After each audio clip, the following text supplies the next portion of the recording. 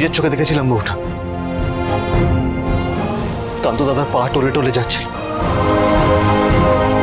মনে হচ্ছিল চোখে ধাঁধা লেগে গেছে। কিন্তু যুদ্ধক্ষেত্রে আমার কান্ত দাদার মতো তীক্ষ্ণ এবং সজাগ আর দ্বিতীয়জন হয় না। তার পা টলে যাচ্ছে এমন দৃশ্য আমি এর আগে কখনো দেখিনি বউটা, কখনো না।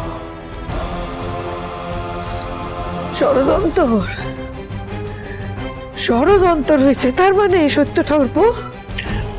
প্রমাণ ছাড়া তো কিছু বলা যায় না বড় বউটা। আর তারপরে সেই কামানের গোলা এসে পড়ে সৈন্যদের ওপর। নিমেষের মধ্যে সবকিছু তছনছ করে দেয়, সব পুড়িয়ে ছাড়কার করে দেয়। তখনই আমার কান্ত দাদার ওই আংটিখানা আমি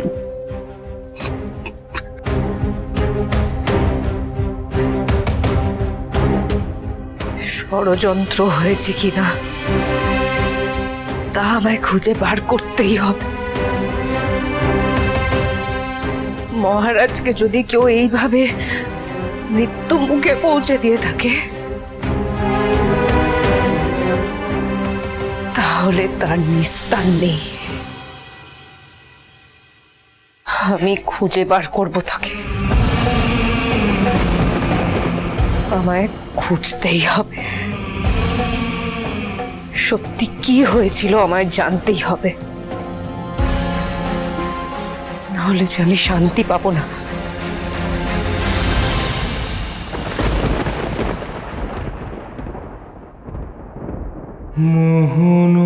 তোমাকে স্ত্রী হিসেবে আমি যে ধন্য, আমি এই সম্পর্ককে পূর্ণতা দিতে চাই। নিরখি নিরখি নয়ন না জোড়া, কি যে বলে হলো দর্শন গো বিচ্ছেদ। পোলার পা কবে পড়বো এই নাটোরের রাজবাড়িতে কও? যেদিনই সে খবর আসুক না কেন, আপনি কিন্তু সাহেব পাড়া থেকে ভবানীর জন্য দাইমা নিয়ে আসবেন। সাহেব পাড়া থেকে দাইমা আনুম? হ্যাঁ, ওই লোক নাচছো পাড়া। কে মৃচ্ছ কে না তা বিচার করার থেকে অনেক বেশি গুরুত্বপূর্ণ আমার কাছে হলো আমার ভবানীর জীবন। আমার রাজরানী যে আমার কাছে খুবই মূল্যবান। ওর জীবন নিয়ে আমি কোনো ঝুঁকি নিতে চাই না বউটা।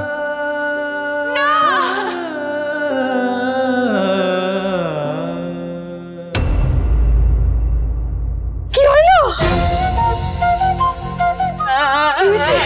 কি হয়েছে বোন? কি হয়েছে? কি হয়েছে আমারে? কি হয়েছে মা? কি হয়েছে? আচ্ছা আমি জল আনতেছি।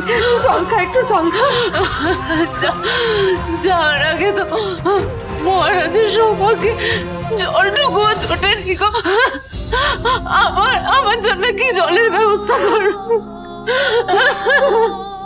অমন করে না, অমন করে না, অমন করে কাঁদতে হয় না বোন, অমন করে কাঁদতে হয় না। কি করবি কো? তুই কারা? আমি একটু জল আনি, একটু জল খা, একটু জল খা, শান্ত হবে। আমি একটু জল দিদি, তুমি আমাকে একা কোথাও যেও না। মহারাজকে ছাড়া এই ঘরখানা আমার দম বন্ধ লাগছে দিদি। আমাকে কিনতে আসছো, আমার সঙ্গে একটু থাকো দিদি, আমার সঙ্গে একটু থাকো। আমি যাই নাই, আমি কোথাও যাই নাই, আমি তোর কাছেই আছি। মানে তুমি কি বিপদে পালাইলা আমাগো? আমি কোথাও যাই নাই বোন, আমার এখানেই আছি। নতুন বউ, মা আসে, মায় আইছে, মায় আইছে। মায়ের সামনে অমন করতে হয় না, মায়ের সামনে করতে হয় না। মায় আরো তো ঘুমাইব। উঠো উঠো। হ্যাঁ মা, আসেন আসেন আসেন। দয়ারাম এইছে নতুন বউ তোমার সাথে কথা কইবে বলে। আপনি আবার ঈশ্বরী নিয়ে উঠতেন কেন মা? আমার কইতেন, আমি আইতাম। ধ্রুব, কান্তর সংবাদ খান যখন আমি শুনতে পেয়েছি, কিচ্ছু হয় নাই আমার, তখন আর কিচ্ছু হবে না। তুমি খালি এখন আবার কান্ত,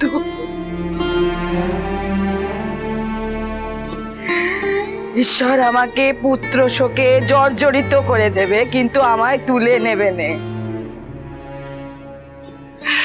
হে ঈশ্বর, আমাকে কবে তুলে নেবে? আর কত আমি পুত্র শোক পাবো? আর কত? কি অপরাধ করেছিল?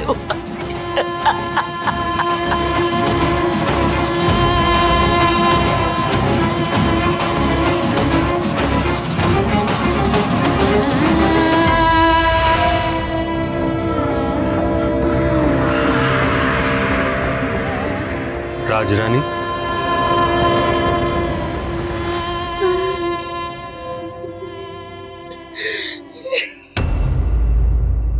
আমি জানি আপনাদের সকলের মনের অবস্থা কেমন,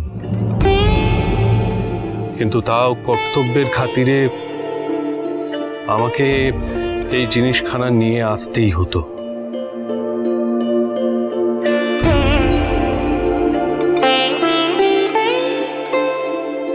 এর মধ্যে মহারাজের ভস্য আছে।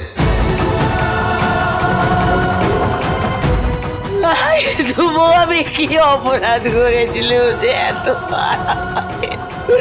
পরীক্ষা দিতে হবে? আমি আর পারছি নে, আমি আর পারছি।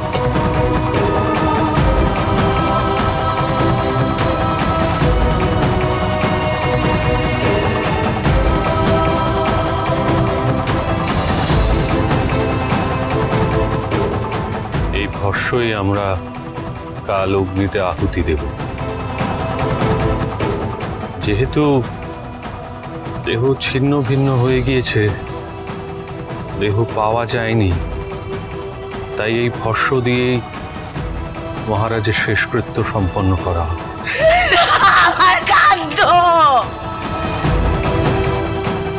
সামলাও নিজেকে, তোমার কাঁধে এখন অনেক দায়িত্ব, নাটোরের রাজরানীর দায়িত্ব। কিন্তু আমি নিশ্চিত ভবানী, আমি নিশ্চিত যে তুমি পারবে।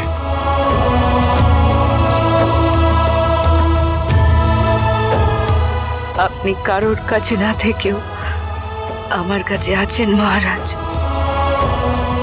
আপনার কথা মতো আমি কিছুতেই ভেঙে পড়বো না, ভেঙে পড়বো না।